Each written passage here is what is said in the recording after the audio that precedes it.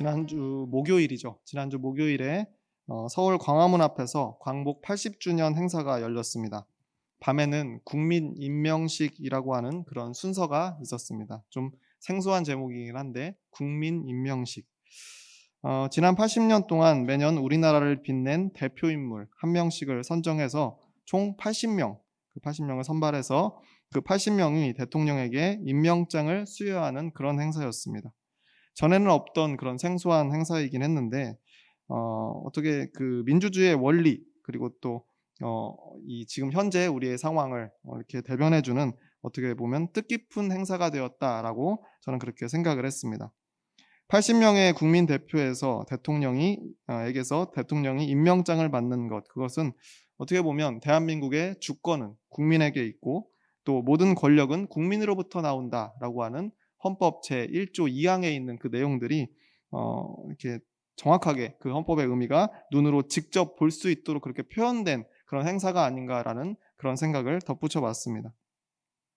제가 이 행사가 열리던 광화문 그 앞에 갔으면 좋겠지만 제가 TV로 그것을 봤는데 그 실시간으로 그 장면을 이렇게 보는데 광화문 앞 전체를 이렇게 드론 같은 걸로 이렇게 보여주더라고요. 모인 사람들이 어떻게 모였고 또 그 사람들의 표정이 어떠한지를 이렇게 그 전체를 비추는 그런 장면을 TV에서 봤는데 그 보는 순간에 마음에 이렇게 감동이 찾아왔습니다.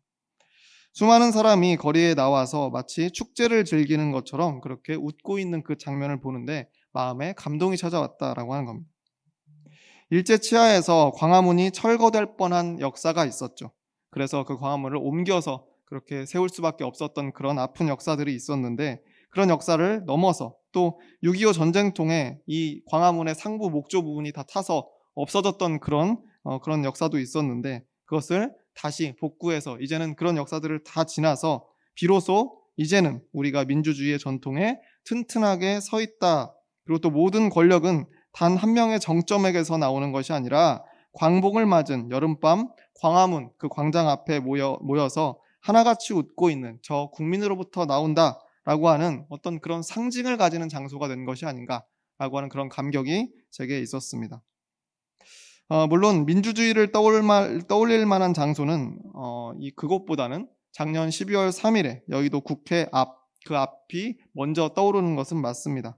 국회로 향하는 장갑차를 몸으로 막아 세우기도 하고 군인들이 국회에 들어오는 그것을 막아 세웠던 그 긴박한 밤거리 그런 부분들이 아마 우리의 기억 속에 더 깊이 남아있기 때문에 민주화의 어떤 그런 장소, 성지라고 하면 그런 장면들이 먼저 떠오를 수도 있습니다. 그 이전의 역사로 보면 민주화의 성지라 이렇게 이야기를 했을 때는 광주의 금남로를 우리가 꼽을 수 있을 것 같습니다. 그 외에도 수많은 역사적인 장소들이 있어서 우리의 그 기억 가운데 그렇게 뭉클한 마음을 자아냅니다. 그런데 이번 광화문의 이 밤은 축제와도 같이 기뻐하고 감격하면서 마음 편하게 민주주의를 떠올릴 수 있는 그런 첫 번째 장소가 된 것 같아서 마음이 더 뿌듯하고 또 감격적이었던 것 같습니다. 몇 주 전 금요일 저녁에 가족들과 함께 여기 전주에 있는 월드컵 경기장을 찾았습니다.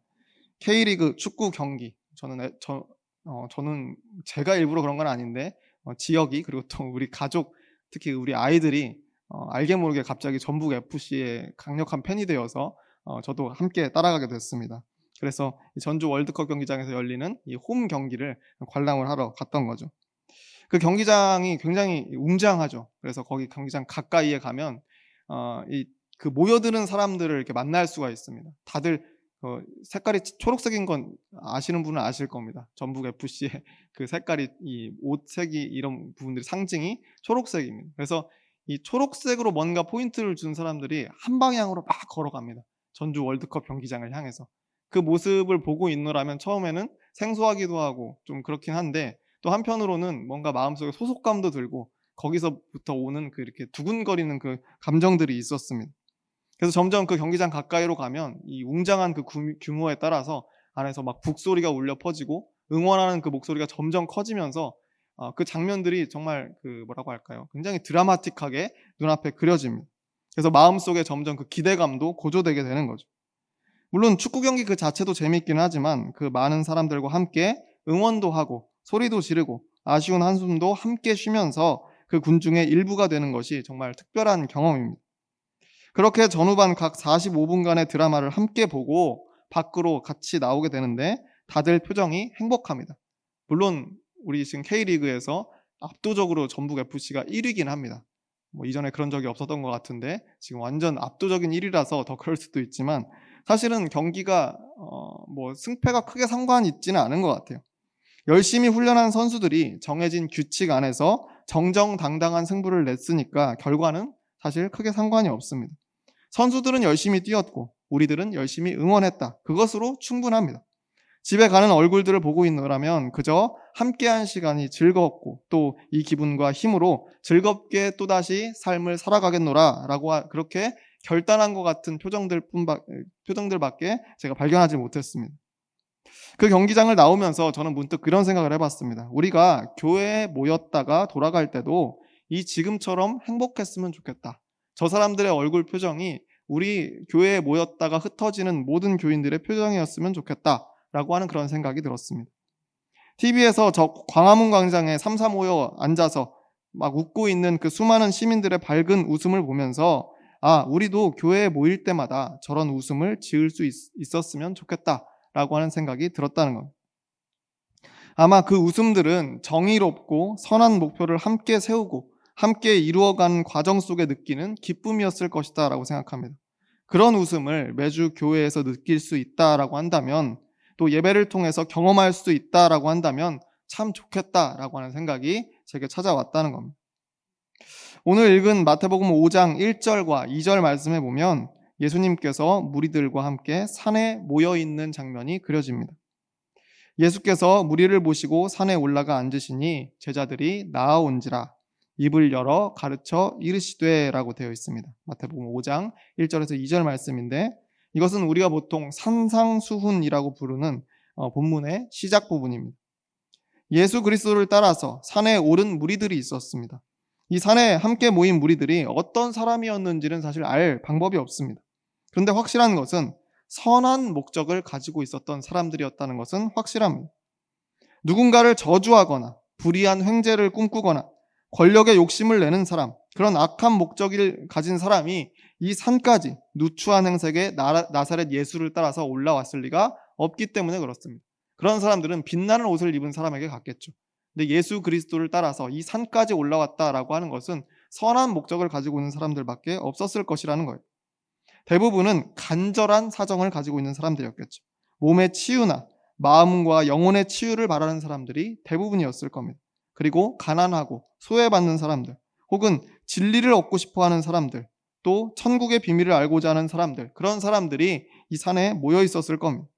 모두 선한 목적을 가진 사람들, 그런 사람들에게 예수님께서는 단번에 축복의 말씀을 전하고 있습니다. 이어지는 마태복음 5장 3절에서 6절 말씀, 그 말씀을 공동 번역 개정판으로 이렇게 개정판에 이렇게 되어 있는데 제가 읽어드리겠습니다. 마음이 가난한 사람은 행복하다. 하늘나라가 그들의 것이다. 슬퍼하는 사람은 행복하다. 그들은 위로를 받을 것이다. 온유한 사람은 행복하다. 그들은 땅을 차지할 것이다. 옳은 일에 줄이고 목마른 사람은 행복하다. 그들은 만족할 것이다. 긴 말씀도 아니잖아요. 간결하고 빠르게 선언되고 있는 행복의 말씀입니다. 이와 같은 조건에 있는 사람들은 모두가 행복하다라고 하는 너무나 간단한 말씀이었어요. 슬퍼하는 사람, 온유한 사람, 옳은 일에 줄이고 목마른 사람까지 이 모든 조건을 한마디로 3절에 있는 마음이 가난한 사람이 담고 있다라고 할 수 있습니다.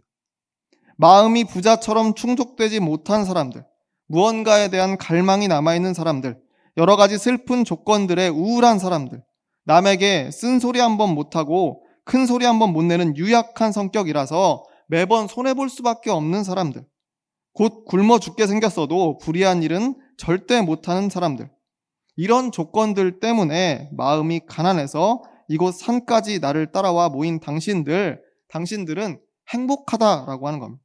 선언하고 계시는 당신들은 행복하다. 행복하게 될 것이다가 아니라 행복하다. 이미 지금 당신들은 행복하다라고 그렇게 예수님께서 말씀하고 계신다는 겁니다. 이미 행복하다. 당신들은 행복한 사람들이다. 이 선언을 듣는 즉시 예수님의 놀라운 능력이 있어서 각자의 어려움이 즉시 해결되었을까요? 행복하다라는 이야기를 이 시점에서 바로 하려면 내가 지금 행복하지 못했던 이유들이 일순간에 사라져야 그것이 가능한 거 아니겠습니까? 풀리지 않던 인생의 문제들이 즉시 풀리고 나를 가로막던 장벽들이 일시에 무너지면서 인생이 역전되었을까요? 여러분은 어떻게 생각하십니까? 예수님의 이 행복에 대한 선언, 이 선언이 있으면서 동시에 이들이 가지고 있었던 모든 문제들이 일순간에 해결되는 그런 기적이 있었을까 하는 겁니다. 만약에 그런 일들이 이 순간에 있지 않았다고 한다면, 여전히 그대로라고 한다면 이 예수님의 행복하다, 너희는 지금 행복하다라고 하는 이 말씀은 무슨 의미를 가지고 있겠습니까? 그냥 책임지지도 못할 말을, 그런 말씀을 밑도 끝도 없이 그냥 우리에게 던지신 것이 아닙니까? 구약성경 이사야 54장 2절과 3절 말씀에 보면 이런 부분이 있습니다. 내 장막 털을 넓히며 내 초소의 휘장을 아끼지 말고 널리 펴되 너의 줄을 길게 하며 너의 말뚝을 견고히 할지어다. 이는 내가 좌우로 퍼지며 내 자손은 열방을 얻으며 황폐한 성읍들을 사람 살 곳이 되게 할 것임이라 라고 기록되어 있는 이사야의 말씀이 있습니다. 이 이사야 선지자가 활동하던 때는 바벨론 시절입니다. 바벨론이 이스라엘을 완전히 함락시킨 그때였습니다. 이스라엘 민족 전체가 멸망하고 예루살렘 성전과 성벽이 다 파괴되었던 시절에 이런 말씀을 하나님께서 이사야 선지자를 통해 전했다는 것. 대부분은 포로로 잡혀가서 다시 풀려날 기약이 없던 그런 때입니다. 이스라엘 입장에서 무슨 희망이 있었겠습니까? 성벽은 무너졌고 성전도 무너졌고 사람들은 이미 잡혀가서 없었습니다. 희망이라고는 찾아볼 수 없는 이 암흑 같은 이 시대에 하나님께서는 선지자 이사야를 통해서 이런 말씀을 주시는 겁니다. 장막터를 넓히고 처소의 휘장을 넓게 펴라. 줄을 길게 하고 말뚝을 튼튼히 해라 라고 말씀하고 있는 거예요. 이 지금 이스라엘 백성의 상황과 전혀 맞지 않는 이야기죠. 이것은 풍성할 때 되는 이야기입니다. 너무 사람들이 많고 모든 것들이 다 풍성해서 모든 것들이 튼튼할 때 이 모든 이 땅의 경계를 제대로 확장시키고 정하는 그런 일 아니겠습니까? 그러니까 지금 이스라엘 백성들의 상황과는 맞지 않는 이야기처럼 보입니다. 현실과는 동떨어진 말씀처럼 보이죠. 지금 장막터를 넓힐 때가 아니니까 그렇습니다. 처소의 휘장을 펴봐야 아무 소용이 없는 때이기 때문에 그렇습니다. 이스라엘은 말 그대로 패망했고 포로로 잡혀가서 예루살렘 옛 성터에는 적은 사람들만이 남아있을 따름입니다. 휘장을 펼 것이 아니라 접어야 할 때죠. 줄을 길게 늘려서 말뚝을 튼튼히 할 것이 아니라 오히려 주변에 있는 다른 나라들의 눈치를 보면서 말뚝을 거두어서 몸을 추스려야 되는 그런 상황이었다는 겁니다. 그런데 하나님은 이 이사야 예언자의 입술을 통해서 마치 뜬구름 잡는 것 같은 말씀을 주고 계신 겁니다. 내 장막터를 넓혀라. 이는 내가 좌우로 퍼지며 내 자손이 열방을 얻게 될 것이기 때문이다. 이 말씀을 실제로 들으면서 기뻐하거나 고개를 끄덕였을 사람이 과연 있었을까요? 현실이 전혀 바뀌지 않았는데 이 말씀을 들으면서 그렇게 될 거야 라고 기뻐했던 사람이 있었을까요? 저는 거의 없었을 것이라고 생각합니다. 뭔가 비슷한 징조라도 있어야 되지 않겠습니까? 여전히 바벨론은 이 시점에도 강대한 나라였습니다. 그 누구도 그 아성을 위협할 수 없는 강대한 나라였다는 거예요. 그런데 하나님께서는 이사야뿐만 아니라 스가랴 선지자를 통해서도 이와 같은 말씀을 주시는데 스가랴 2장 4절과 5절 말씀에 이렇게 되어 있습니다. 이르되 너는 달려가서 그 소년에게 말하여 이르기를 예루살렘은 그 가운데 사람과 가축이 많으므로 성곽 없는 성읍이 될 것이라 하라. 여호와의 말씀에 내가 불로 둘러싼 성곽이 되며 그 가운데에서 영광이 되리라. 스가랴 선지자를 통해서 또 이런 말씀을 주셨어요. 여전히 바벨론 포로 시기입니다. 스가랴의 환상 속에 있는 내용. 어떤 사람이 예루살렘 땅을 측량해 보려고 측량줄을 가지고 가는 모습을 스가랴가 환상 속에서 봤다는 겁니다. 근데 그때 천사가 나타나서 스가랴에게 명령했다는 거예요. 야, 가서 측량할 필요가 없다라고 가서 말해라, 전해라. 왜냐하면 그 예루살렘 성이 너무 커져서 사람과 가축이 너무 많아져서 성벽 안에 어차피 담을 수가 없기 때문에 지금 측량해봐야 소용없다라고 저 사람한테 가서 전해라 라고 환상 속에서 천사가 이야기했다는 겁니다. 결국 하나님께서 직접 그 성벽이 되어주실 것이다 라고 하는 그 말씀까지 더해져 있습니다. 이건 앞에서 장막 터를 넓혀라 라고 하는 말씀보다 한술 더 얹은 축복의 말씀이죠. 그런데 현실적인 기준으로 보면 이루어질 수가 없는 말씀입니다. 여전히 포로기 가운데 있었고 그들을 잡아 가두고 있는 바벨론의 힘은 강대했습니다.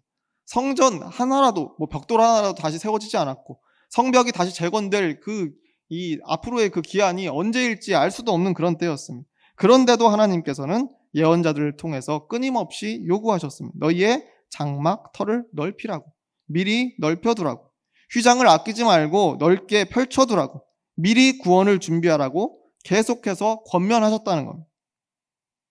이 구약시대 바벨론 포로기에 있었던 좀 성급해 보이는, 세상적으로 볼 때는 좀 성급해 보이는, 어쩌면 별로 이 근거가 없어 보이는 이 축복의 말씀이 오늘 본문이 담고 있는 이 예수님의 시대에 와서는 곧 행복해질 것이다, 너희가 곧 구원받을 것이다도 아니고 이미 행복하다라고 더 빨라진 셈입니다.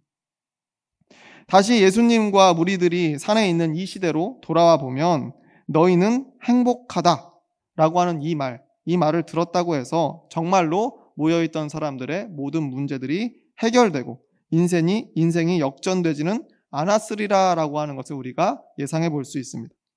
구약시대에도 그랬으니까요. 하나님이 일하시는 방식이 그렇다라는 것을 우리가 깨닫는다면 이때에도 예수님의 그 선포 때문에 갑자기 가지고 있었던 병들이 다 나아지고 내가 가지고 있었던 모든 문제들이 일순간에 해결되는 그와 같은 기적은 없었을 것이다 예상할 수 있다는 것. 단지 함께 모여서 예수님의 너희는 이미 행복하다라고 하는 선언을 듣는 것, 그거 말고는 아무 일도 일어나지 않았다는 겁니다. 그런데 이 말씀을 읽는데 저는 왠지 그 예수님의 음성이 산에서 울려 퍼졌을 때 너희는 행복하다라고 하는 이 한마디가 무리들의 귀에 들리는 그 순간에 정말로 행복이 그들의 마음에 쫙 퍼져가는 그런 기적이 있지 않았을까라고 그렇게 상상해 봅니다. 아무 근거는 없는데 그냥 왠지 그랬을 것 같아요. 예수님이 그저 너희는 행복하다고 선언한 그 지점에서 이미 마음속에 행복이 시작되었을 것 같습니다. 물론 나를 평생 따라다니던 병이 아직도 전혀 낫지 않았지만, 또 지독히도 나를 괴롭히던 가난이 전혀 해결될 기미가 보이지 않지만, 또 나를 죄인으로 보고 따돌리는 그 냉혹한 시선들이 여전히 서슬퍼렇지만, 그런 세상적인 조건이 하나도 변하지 않았어도 예수님께서 너희는 지금 행복하다, 그 선포를 듣고 서로 얼굴을 마주보면서 야, 그래, 내가 괜찮대, 내 삶이 망한 줄 알았는데 아니래, 행복하대, 하늘나라가 우리 것이래 하면서 서로 한번 웃어주는 그 순간에 행복이 시작되었을 것 같은 확신이 제 마음속에 찾아왔다는 겁니다. 축구장에서 누가 골을 어떻게 넣든 그게 내 삶의 문제와 무슨 상관이 있겠습니까? 내 삶의 어떤 부분이 해결될 수 있겠어요? 없죠. 하지만 그곳에서 함께 어울리면서 웃음을 머금고 돌아오는 그 길에 있던 그 행복이라고 하는 것은 예수님과 이 산에 모인 무리들이 함께 느꼈던 그런 행복이었을 것이다 라고 저는 그렇게 생각합니다.